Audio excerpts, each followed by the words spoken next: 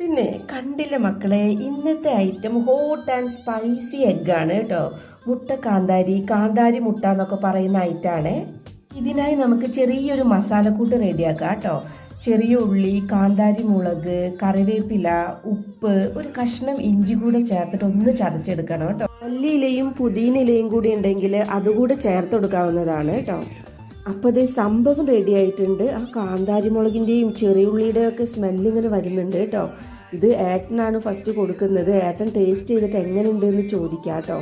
ഇനി ഇതേ നമ്മൾ പുഴുങ്ങി വെച്ചിരിക്കുന്ന മുട്ട രണ്ടായിട്ട് കട്ട് ചെയ്തെടുക്കണ്ട, ജസ്റ്റ് ഒന്ന് കട്ട് ചെയ്താൽ മതി. എന്നിട്ട് അതിൻ്റെ നടുവിലേക്ക് ഈ ഒരു മിക്സ് വെച്ച് കൊടുക്കാം കേട്ടോ. ഇതിൻ്റെ കൂടെ നമുക്ക് കുറച്ച് മധുരം കൂട്ടിയിട്ട് ഒരു കട്ടൻ ചായ കൂടി ഉണ്ടാക്കാം കേട്ടോ.